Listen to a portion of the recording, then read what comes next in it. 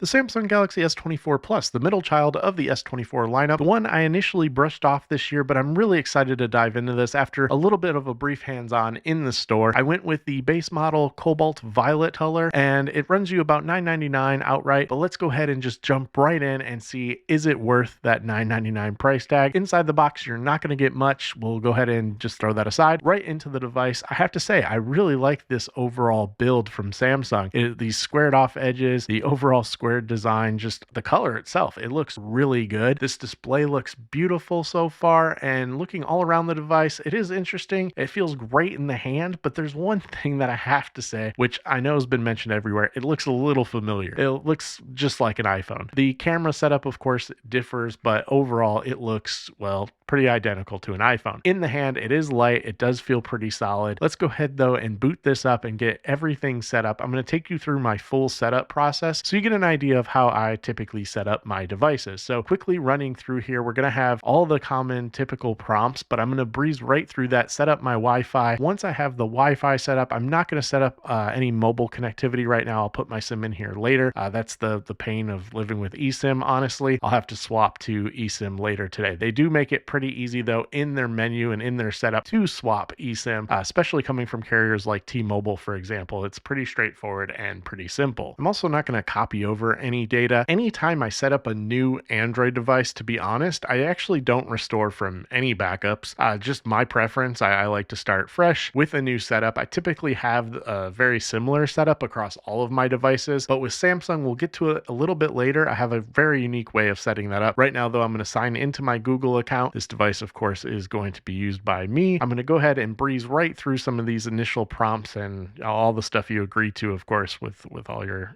privacy and account information, but we'll go ahead and let it set up. Looking at this display, it's very bright. I'm really excited to jump in and watch and consume some content on here. We're going to go ahead though and set up the fingerprint scanner here in a second. You do have face unlock and you do have other options for biometrics. You're going to have to set up a pin, of course. I'll set that up really quick. And then once that's set up, I will quickly set up 2 fingerprints. I typically go one with each hand. That way it's easy to unlock whenever I need to unlock the device and I'm juggling either the family or running around. It's just easy to unlock with multiple. Now, once I have all the biometrics configured, it's going to go through the Assistant steps to set up Assistant. Since I use Google Home and Nest products throughout my house, it's a pretty quick setup for me. And it basically just pulls in everything from my account. From there, it's going to be setting up the phone. Now I'm going to sign into the Samsung account, which I'll just sign in using Google right now.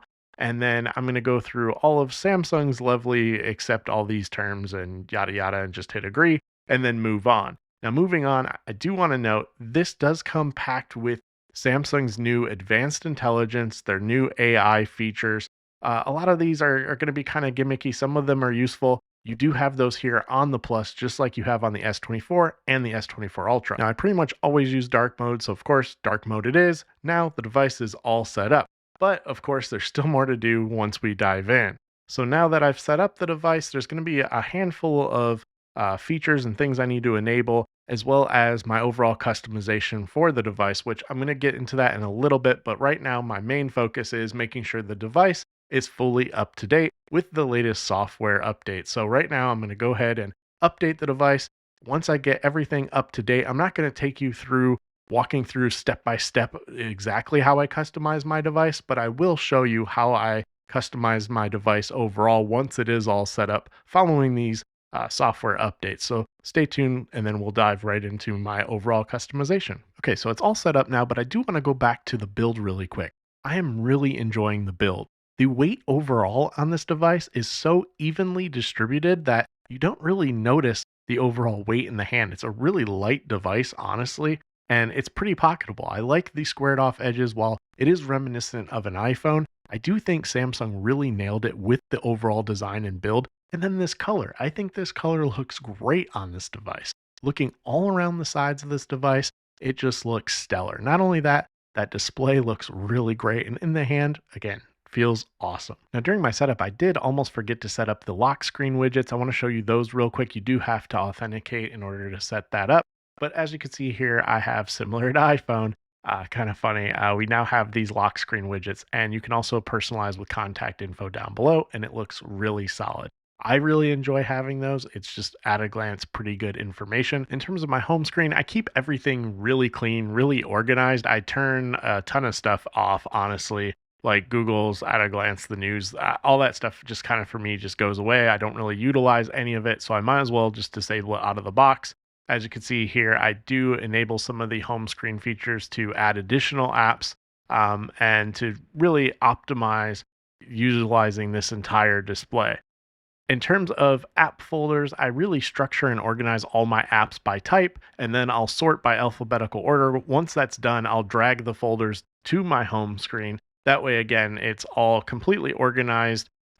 Some might think it's a little OCD, but for me personally, I just don't like having a ton of apps all over the place, nor do I use a ton of apps. So for me, this just personally works really well and it keeps the device really clean. Not a sponsor, but if you are curious where I get all of my wallpapers, I do see a lot of comments asking where I get wallpapers. I use the Backdrops app for all of my wallpapers across really all of my devices. I also use Gboard for all of my Android devices for just a cleaner, smoother typing experience. For me, this works the best, a lot better than Samsung's in my own personal experience, at least. In terms of Samsung's apps, I actually get rid of pretty much all of them in favor of Google's stock apps. So like Google Calendar, and then I also use Google Wallet. I don't use Samsung Pay. Again, I pretty much get rid of everything that Samsung as much as possible on the device. That's just a personal preference. I'm not a huge fan of utilizing another manufacturer's apps. I'd prefer just to use standard stock Google apps. Versus diving into a third party's apps. And honestly, I think that's a big reason why I don't have to back up all the time because everything's cloud storage with Google. With that out of the way though, now let's move into the actual device usage and what that's been like. The display is absolutely immersive and beautiful. The colors here look so good and vibrant. I think Samsung did a phenomenal job on the display of the S24 Plus. Side by side, this display to the Ultra, identical. I mean, it looks really good to me in person. Even in direct sunlight, the display is super bright. You're not going to have any issues outside during the daytime in direct sunlight. Like I said, it just looks really good. It's really easy to read, really easy to access your device outside. And of course, in dimmer settings, you're going to get a very bright display and it's going to be crystal clear. You won't have any issues in terms of visualization on that display with the S24 Plus. Of course, you have wireless charging, which is really nice. Reverse wireless charging as well for when you need to top off other devices. And then, of course, you have pretty fast wired charging that for me personally has been working really well to top off in a pinch, just quickly throwing it on a wired charger and then being able to top off within like an hour. In terms of those cameras, I'm not going to super pixel peep here, but I want to note that the cameras on the S24 Plus are equally as capable as the cameras on the S24 Ultra. To me personally, for quick point and shoot, for portraits, for selfies, all of those photos are going to look just as crisp coming from the S24 Plus. Really, we're kind of in this period where really all phones have pretty good, decent smartphone cameras, and that's no different here with the S24 Plus. I've been really impressed with the cameras on the S24 Plus just from quick point and shoot throughout the day, and then also even at night, the colors, everything still looks pretty accurate and doesn't fall completely apart. It looks really good to me and I have no issues with the cameras, but let me know in the comments down below just on your thoughts of the cameras of the S24 Plus, as well as some of these photos that I've taken and shared. I also want to note, even though this isn't the Ultra, this is the Plus, you still have a very capable zoom on the S24 Plus. For any of you looking to zoom all the way out, the zoom overall here is pretty decent and pretty acceptable for this device. Okay, so overall, enough rambling here throughout this video. The S24 Plus is absolutely underrated. Samsung absolutely delivered here. This is an excellent device and one that's worthy for anyone out there that's looking for a really, really solid Android device here in 2024. I think from a pricing standpoint, especially if you get it on the right deal, this is totally worth it. And there's plenty of value here for what you're going to get in the S24 Plus, especially if you don't feel like making the jump to the Ultra. Maybe the Ultra is a little bit too large. Maybe you don't need the S Pen. Again, I think this S24 Plus is the sweet spot in their lineup, and it's a great device that I'm really enjoying. As always though, let me know your thoughts in the comments down below. Thank you for watching, take care, and stay safe.